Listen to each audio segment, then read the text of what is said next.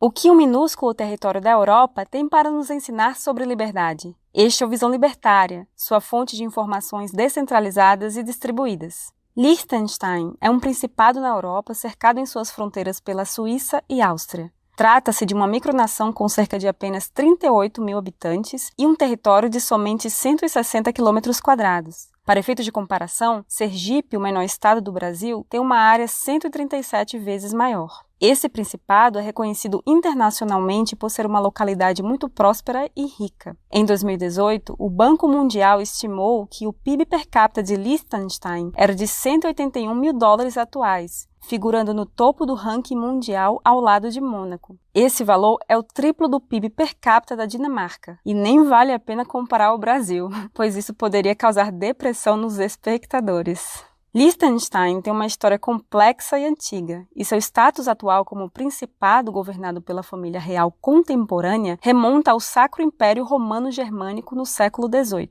Por um longo período, o território não foi frequentado por sua monarquia. No século XX, a família real vivia em Viena, mas presenciou a invasão da Áustria pela Alemanha nazista em 1938. Franz Josef II, então príncipe reinante de Liechtenstein, era sucessor do príncipe Franz I, que reinou sendo casado com a princesa de origem judia Elisabeth Charlotte von Gutmann. Isso fez com que o príncipe Franz Josef II abandonasse a Áustria e fugisse para Liechtenstein, onde começou a tomar estratégias que marcariam o desenvolvimento e identidade da micronação. Franz morreu em 1989 e foi sucedido por seu filho, o príncipe Hans Adam II, que é o monarca mais rico da Europa, não pela atividade política, mas pelo controle do grupo bancário privado chamado LGT, conferindo-lhe uma fortuna estimada superior a US$ 4 bilhões. Hans promoveu mudanças políticas dentro de Liechtenstein. Sua forma de pensar pode ser vista em um vídeo do canal Visual Politik, filmado quando o âncora viajou à micronação para entrevistar o príncipe e outras autoridades locais. Hans, naturalmente, é um estadista, mas demonstra muita sabedoria e possui crenças que muito se assemelham ao libertarianismo. Ele acredita que o principado é minúsculo demais para ser autossuficiente. Logo, adotar uma postura de isolacionismo ou protecionismo condenaria a população de Liechtenstein à miséria. Portanto, seu reinado reconheceu que o povo precisa ter acesso a mercados e buscou acordos comerciais com seus dois vizinhos. Isso significa que, ao abrir um único escritório em Liechtenstein, uma empresa pode ter acesso simultaneamente ao mercado suíço e à União Europeia através da Áustria. Hans Adam II também pensa que a população nativa de Liechtenstein não tem especialistas suficientes para indústrias muito sofisticadas, então não impõe barreiras ao ingresso de trabalhadores vindos de países vizinhos. Este fato fica evidente quando o porta-voz do escritório de negócios do país alega que Liechtenstein tem mais vagas de empregos do que residentes, ou seja, milhares de pessoas atravessam a fronteira diariamente para cumprirem jornadas de trabalho.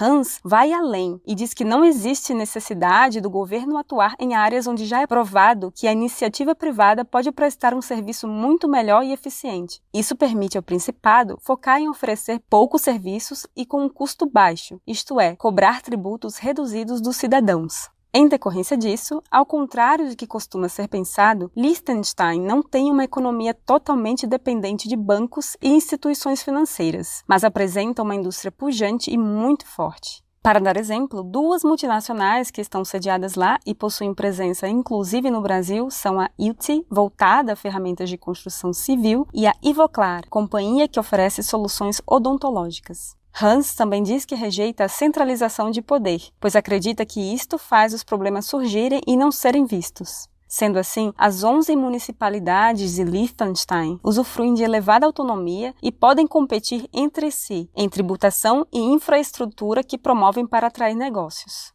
Por fim, o mais surpreendente é a defesa que o monarca faz sobre a autodeterminação dos povos. Hans se mostrou favorável à inserção de um texto na Constituição do Principado que garante às municipalidades o direito de declarar a secessão de Liechtenstein. Ao ser questionada sobre essa possibilidade de independência, a prefeita de Rügen, uma municipalidade de 2.000 habitantes, diz que esse tipo de iniciativa pode sim partir dos moradores. No entanto, ela alega que este é um cenário improvável, tendo em vista que os residentes dali nutrem muito respeito pelo monarca e acreditam a ele acordos comerciais com outras nações, o que contribuiu para a melhoria da economia de Liechtenstein. Tome um tempo para refletir sobre a importância e relevância que a liberdade de secessão naquele principado tem a nos mostrar. E se esse nível de maturidade existisse em todo o mundo no passado e no presente? Nos Estados Unidos, a maior potência global, dezenas de milhões de conservadores hoje se sentem angustiados, tendo suas vidas sendo comandadas por um governo progressista. O cenário exatamente oposto ocorria até 20 de janeiro deste ano. Na China, a segunda maior potência global, minorias como uigures, tibetanos, hongkonguenses e praticantes de Falun Gong sofrem de métodos tirânicos para serem integrados à etnia Han dominante. Campos de concentração, tortura, exclusão linguística e cultural, entre outras crueldades, são feitas pelo Partido Comunista Chinês para que milhões de pessoas dessas minorias sejam forçadas a se enxergarem como chineses. No Oriente Médio, milhões de curdos se sentem oprimidos a não enxergarem a Turquia, o Irã, a Síria e o Iraque como seus lares. Na Espanha, mais de 2 milhões de catalães foram ignorados quando tentaram mostrar que não desejam ser espanhóis. Em menor escala, o Brasil tem movimentos separatistas e muitos cidadãos já não desejam mais que suas localidades tenham qualquer vínculo com Brasília. Fica claro que, se o restante dos países tivessem adotado o mesmo grau de liberdade de associação e secessão existente em Liechtenstein, as piores atrocidades e crimes contra a humanidade jamais teriam acontecido. Muitas guerras civis e genocídios não fariam parte de uma triste história. Uma conclusão cabe ser feita, certamente sem a concordância de todos os libertários, mas ainda assim bem pertinente. Como é bem sabido, libertários não se opõem à ideia de governança, e sim de coerção e agressão. Quando o príncipe Hans Adams II reconhece a liberdade de secessão dos cidadãos de Liechtenstein, seu governo passa a ser constituído de consentimento dos governados. O seu reinado não está mais sendo mantido pelo poder de fuzis e ameaça de uso de violência, como é o caso dos demais estados, mas sim pelo reconhecimento da liderança natural do monarca pelos habitantes da micronação. Em palavras mais simples, Liechtenstein já vive sob o anarcocapitalismo.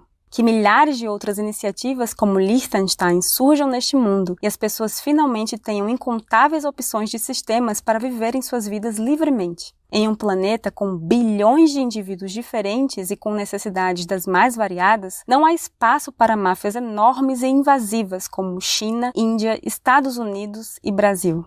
Obrigado por sua audiência. Esse artigo foi sugerido e escrito por Gabriel Costa, revisado por Paulo Almeida e narrado por Baby Yoda. Se você gostou deste vídeo, clica no ícone de curtir abaixo e compartilha o vídeo em sua rede social. Se você deseja ser notificado de outros vídeos, inscreve-se no canal e clica no ícone de campainha.